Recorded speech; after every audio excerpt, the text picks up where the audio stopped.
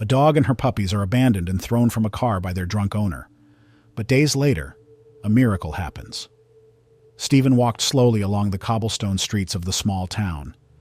The afternoon sun touched his face, but he didn't feel its warmth. Everything around him seemed at peace, children laughing and running in the square, birds circling the sky, and the air carrying that fresh scent that only comes after a rain. But inside Stephen, there was a storm. His mind was far away, lost in thoughts and memories. He thought about Belle, his loyal companion. Belle wasn't just a dog to him. She was like the only living part of his soul that still made sense. Every day when he came home, Belle was there, with those bright eyes that said more than 1,000 words. When the world felt too heavy, Belle's gaze was enough to lighten the load.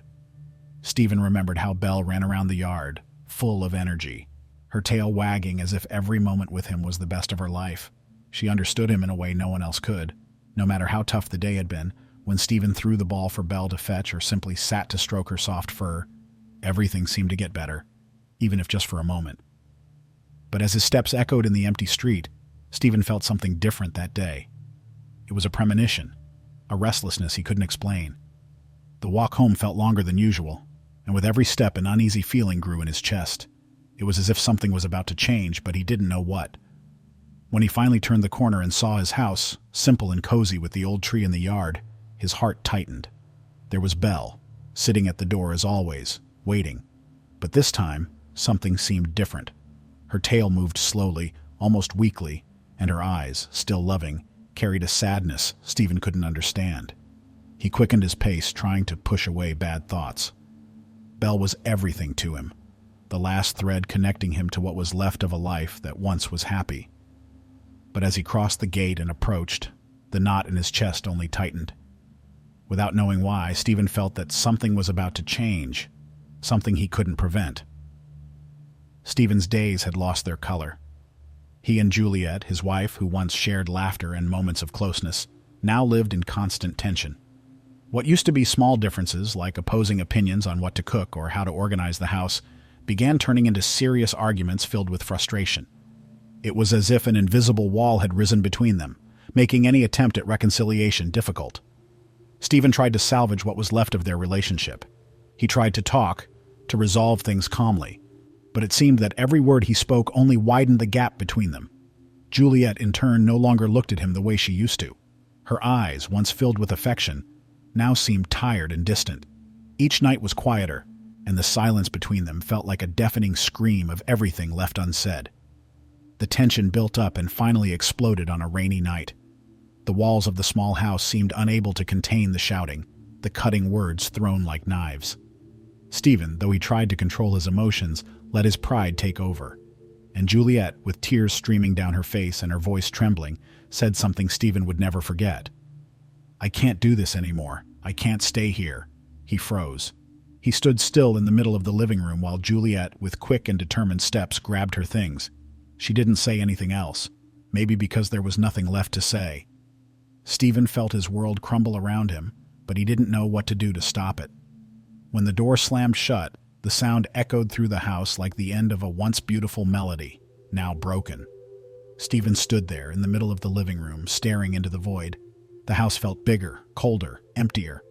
He wanted to run after Juliet, to beg her to stay, but something kept him rooted in place. Maybe it was pride. Maybe it was the fear of hearing that there was no going back. Belle, sitting in a corner of the living room, watched everything with her big, worried eyes. She seemed to feel the weight of Stephen's pain, but could do nothing more than be there. When he finally sat on the couch, Belle approached, resting her head on his lap. Stephen stroked her fur, and for a brief moment he felt the comfort that only Belle could bring. But the emptiness in his heart was immense, as if Juliet had taken with her the last flame that warmed the house. Stephen knew his life had changed that night, and as Belle looked at him, trying to offer the little she could, he wondered how to move forward when everything he knew seemed to have disappeared. After Juliet left, Stephen was lost. His house, once full of life with laughter and conversations echoing through the rooms, now felt like a strange place. The silence was so heavy it seemed alive, filling every corner with a sense of emptiness. Stephen sank into his sadness, letting the days pass without even noticing. He woke up late, spent hours sitting on the couch, staring at the television without paying attention to what was on. The weight of guilt and loneliness kept him stuck as if his legs were made of lead.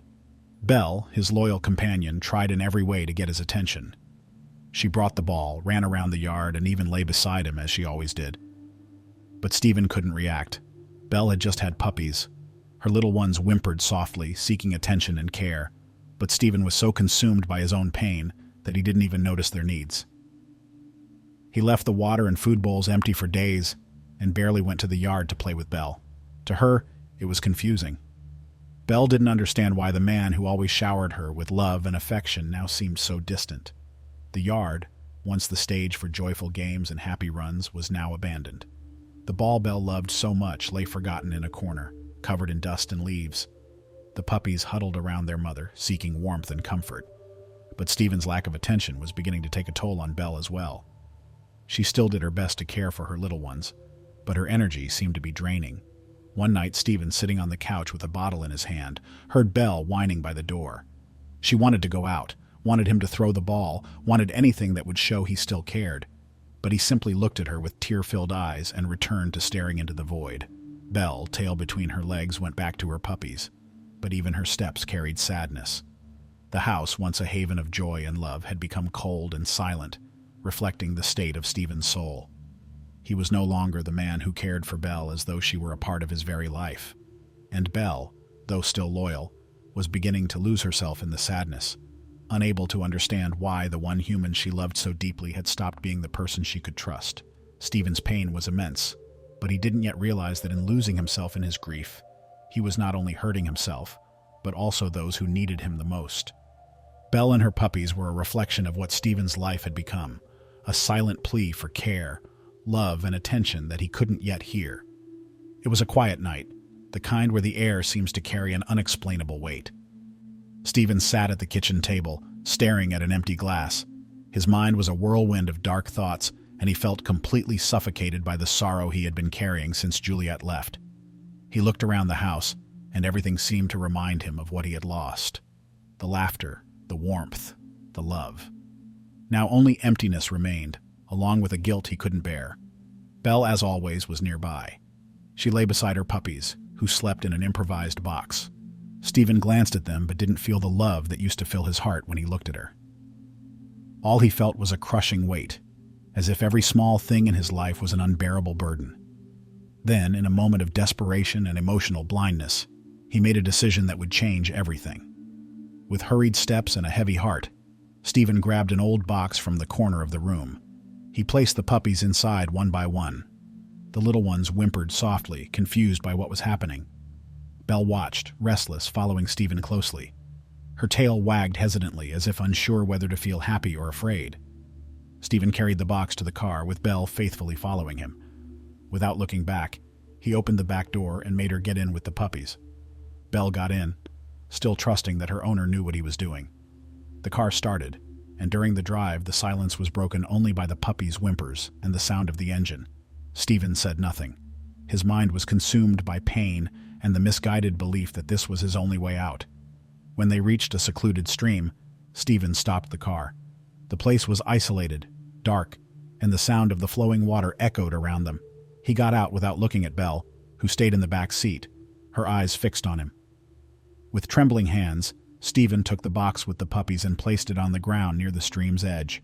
Belle got out of the car and approached, sniffing her puppies and looking at Stephen with confused eyes. But Stephen didn't meet her gaze. He couldn't. He got back into the car, closed the door, and started the engine. Belle, desperate, ran to the side of the car, barking and whining, trying to get his attention. As Stephen began to drive away, she ran after him. Her paws pounded on the wet ground, her barks mixing with the sound of the engine as if pleading, "Please don't go." Stephen, however, didn't stop. He didn't look in the rearview mirror. He didn't want to see. Every meter the car moved forward felt like it was taking away the last piece of his soul. Belle ran as far as she could, but exhausted, she stopped. She stood on the road, watching the car lights disappear into the darkness. She returned to her puppies, sniffed the box, circled around them a few times, and lay down beside them, trembling and confused. Her eyes were full of sadness, but also held a loyalty Stephen could never fully comprehend. As the car drove away, Stephen felt an even greater emptiness take over him. He thought that abandoning Belle and her puppies would ease the weight in his chest, but the truth was that by leaving them, he was also abandoning the last connection he had to love and hope. The decision he made in that moment would haunt him for a long time. And Belle, even though she had been left behind, still held hope in her heart that her owner would return.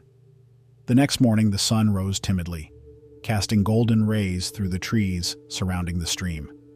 Camille, known by many as the village healer, walked her usual path, carrying a basket to collect medicinal herbs. Her walk was calm, almost like a dance with nature, and her keen eyes scanned the surroundings, searching for what she needed for her remedies. As she approached the stream, Camille felt something different in the air. The usual calm sound of running water was mixed with another noise, something soft, almost like a whimper.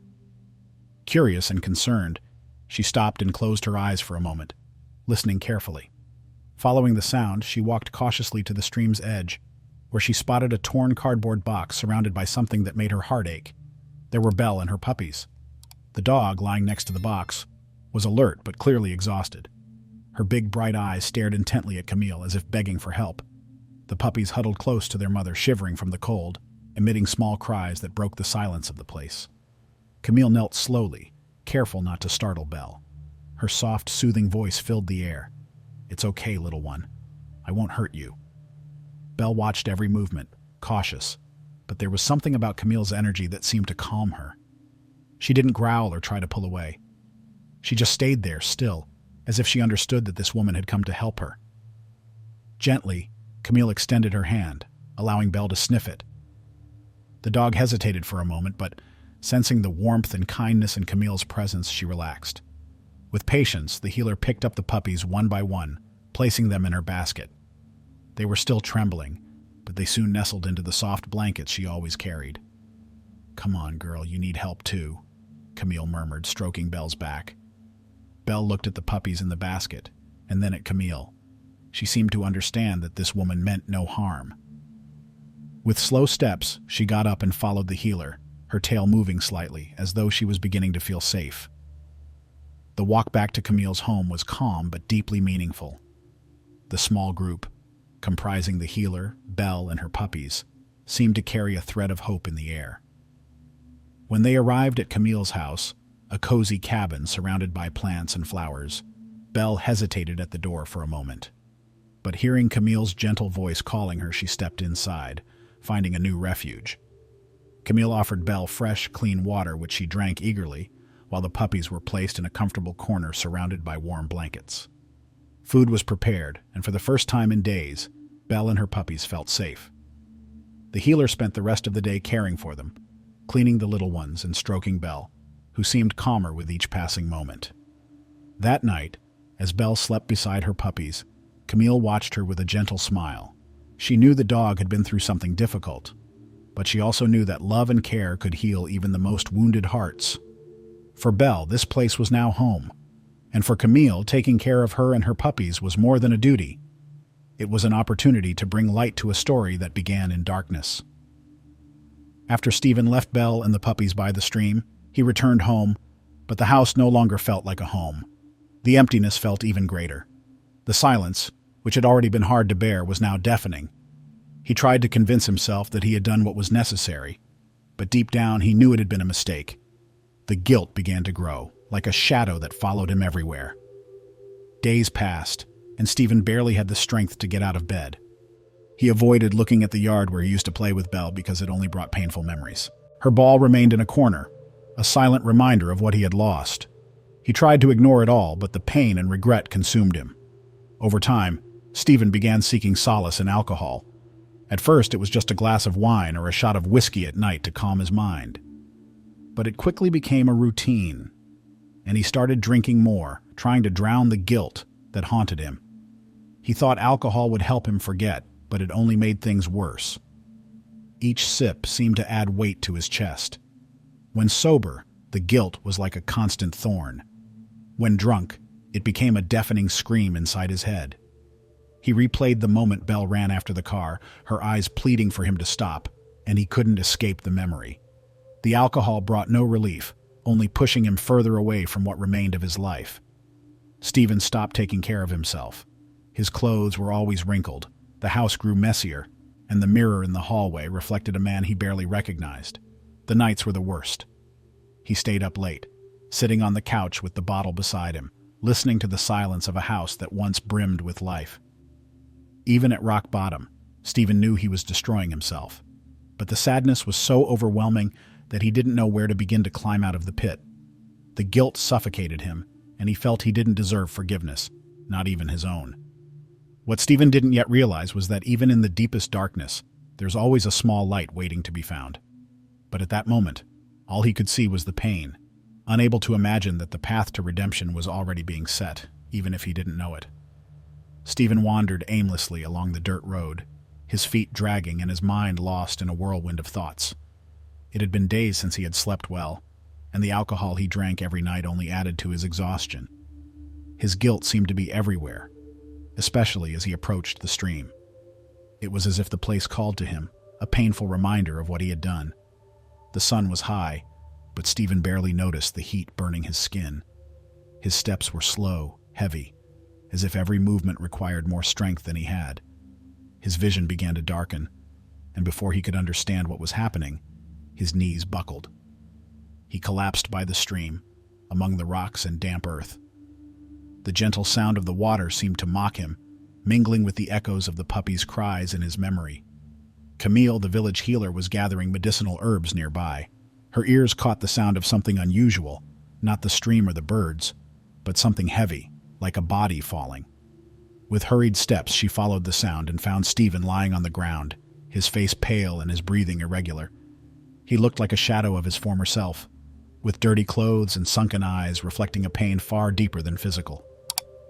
"My God, what happened to you?" Camille murmured, kneeling beside him. Stephen opened his eyes briefly but couldn't respond. Camille placed her hand on his forehead, feeling its warmth. He was weak and exhausted, but something about his expression caught her attention. It was as if he carried an invisible burden, something beyond what her eyes could see.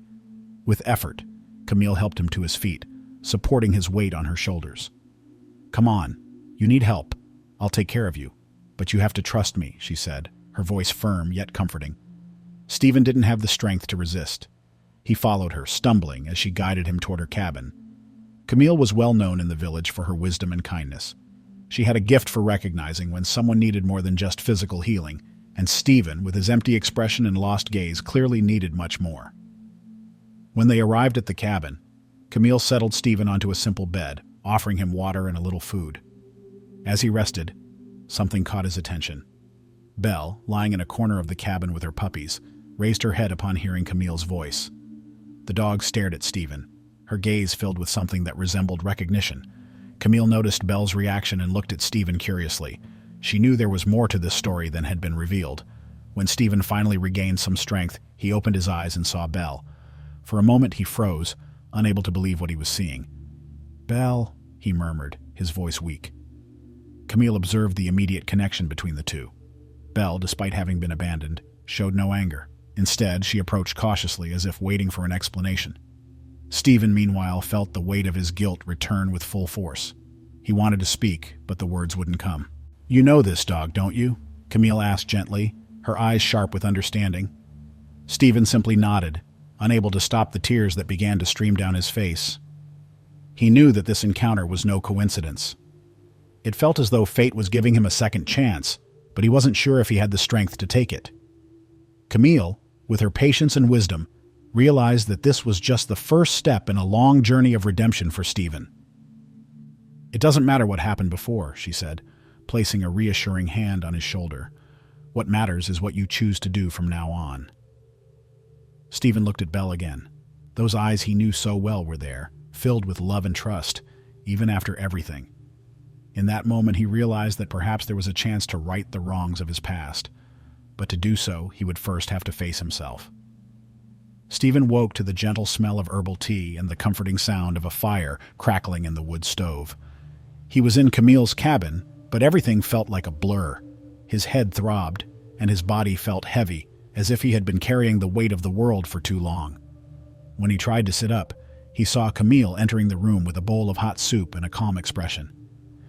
"Good morning, Stephen. You need to eat something," she said, placing the bowl beside the bed.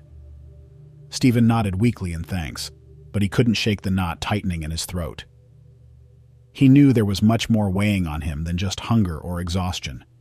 It was guilt, so heavy that it made it hard to breathe.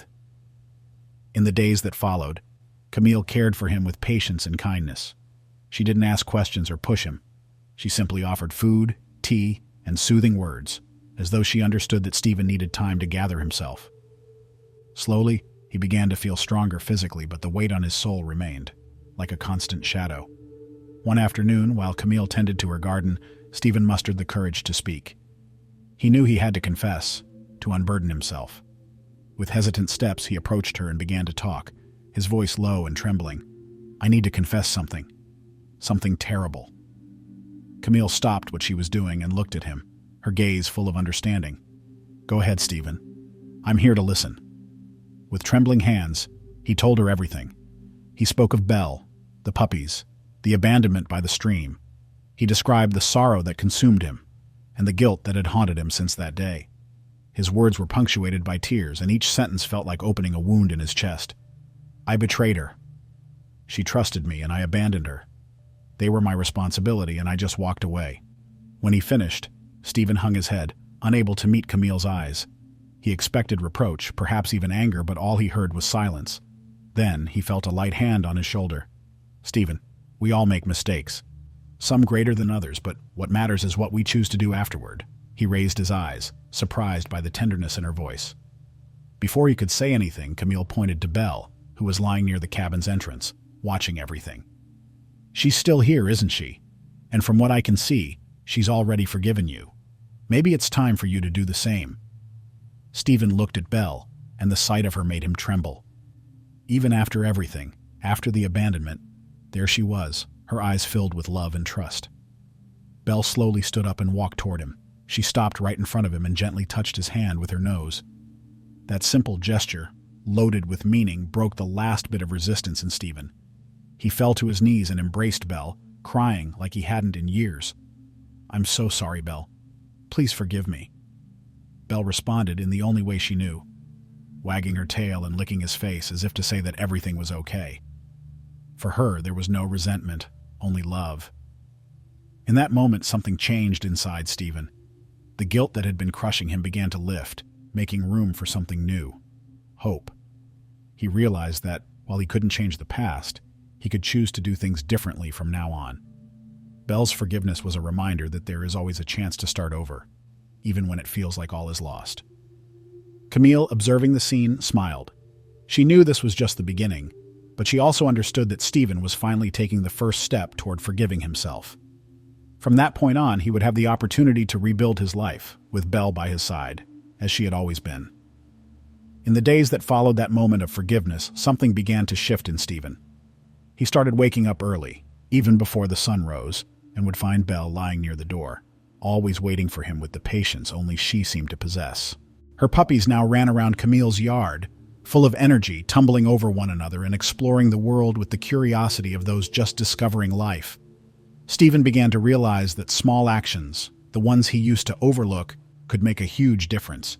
He dedicated himself to caring for Belle and the puppies, cleaning the space where they slept, filling their bowls with water and food, and most importantly, spending time with them.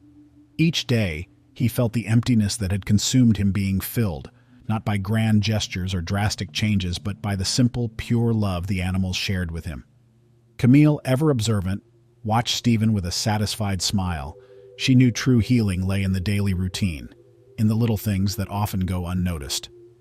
Gradually, she began to involve Stephen in the tasks around the cabin. First, simple things like watering the plants or organizing freshly picked herbs.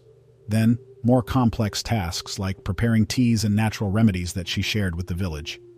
At first, Stephen felt insecure, as though he lacked the strength or skill to do anything right. But Camille was patient and encouraging. "It doesn't have to be perfect, Stephen. It just has to be done with care and intention." He began to learn from her, not just about plants and remedies, but about life. Camille spoke of how everything in nature had a purpose, even things that seemed insignificant.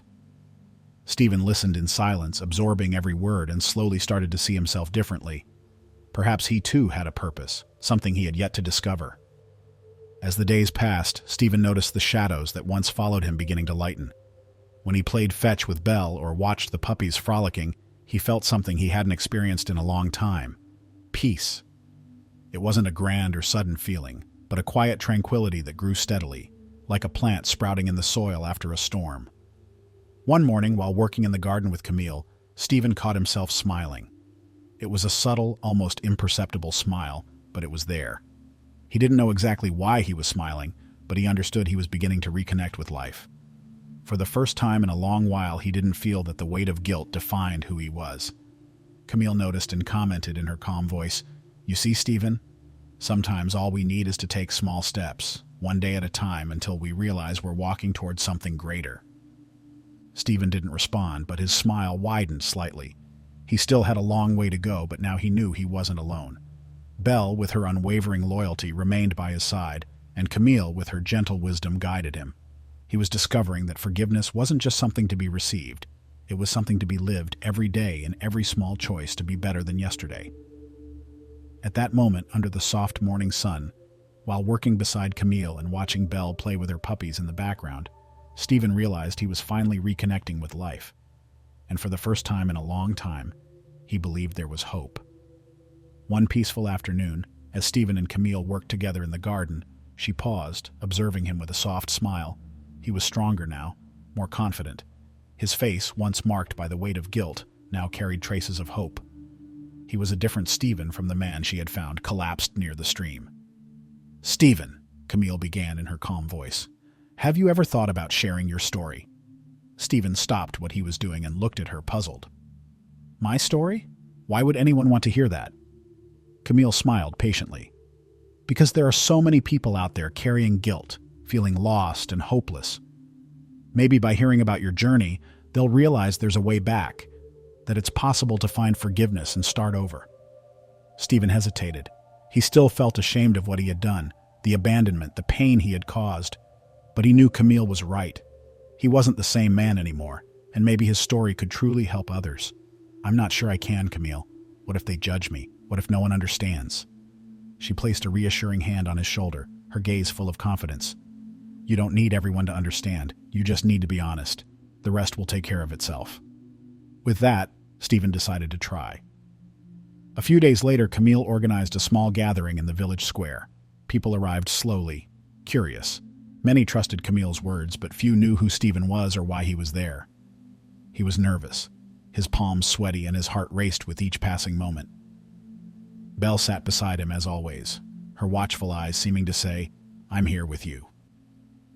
When the time came, Camille introduced Stephen with just a few words, but a smile that radiated trust. He took a deep breath, looked at Belle, and began to speak. "My name is Stephen, and I want to share a story about mistakes, pain, and redemption." At first, his voice was hesitant, almost trembling, but as the words came out, he felt lighter. He talked about how his life fell apart, how he lost his wife, Juliet, and how he sank into sadness and guilt. He spoke of Belle, his loyal companion, and the terrible act of abandoning her and her puppies. The crowd listened in silence. Some looked surprised, others moved.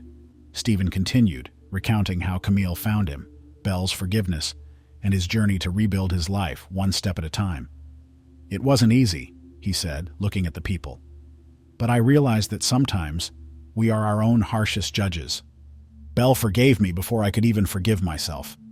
And that taught me that true love, whether from a person, an animal, or even from ourselves, is what gives us the strength to keep going." When he finished, the square was silent. Stephen looked at the crowd, thinking he might have failed. But then an elderly woman began clapping. Soon, the sound of applause filled the space. Stephen felt tears streaming down his face. But this time, they weren't tears of sadness. They were tears of relief and gratitude. After the event, many people approached him, sharing their own stories of loss, guilt, and resilience. Camille watched from a distance, satisfied. She knew this moment wasn't just a step forward for Stephen. It was also an opportunity for the village to connect and heal its own wounds. That day, Stephen realized his story wasn't just about the mistakes he had made, but about the strength to move forward and find a new path. He saw that forgiveness and love, even in the darkest moments, could transform lives. And as Belle wagged her tail beside him, he felt at last at peace. The story of Stephen, Belle, and Camille quickly became known throughout the village. It wasn't just a tale of mistakes and regrets, but of the transformative power of forgiveness and unconditional love. People began to see Stephen in a new light, not as the man who had erred, but as someone who had the courage to face his guilt and fight to become better. In the small square where Stephen shared his story, villagers began gathering more often, sharing their own struggles and lessons learned. Camille, with her wisdom and patience, encouraged everyone to see forgiveness not just as a gift to others, but as a liberation for themselves. Stephen, once consumed by the weight of his past mistakes, now walked through the village with steady steps and a quiet smile. He had learned something profound. Forgiveness begins within. It requires looking at our own mistakes with honesty, but also with compassion. It means recognizing that even when we fail, we can rise again, try once more, and choose to be better. Above all, he discovered that true love, the love Belle showed him without asking for anything in return, is the foundation for healing and redemption. Belle remained by Stephen's side, ever faithful, as if there had never been a shadow between them. The puppies, now grown strong and healthy under the care of Camille and Stephen, found new homes in the village, bringing joy to other families, just as Belle had brought to Stephen's life. What began as a story of pain and despair became a symbol of hope for all who heard it. It reminded everyone that no matter how dark the past may seem, there is always a light waiting to be found. Forgiveness, both given and received, is the key to discovering that light. Now, I invite you to reflect on this journey.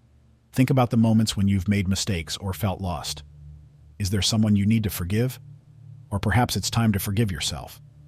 Like Stephen, we all have the power to start over, to embrace the unconditional love that surrounds us, and to transform our lives. If this story touched your heart, share your reflections in the comments. I'd love to hear how you approach forgiveness and what this journey meant to you. Don't forget to like this video and subscribe to the channel for more stories that inspire us to be better and to find hope even in the most challenging moments. Together, we can create a space where love, compassion, and transformation are always celebrated. Thank you so much for being here and for allowing this story to be a part of your day. See you next time, and remember, it's never too late to forgive, to love, and to begin again.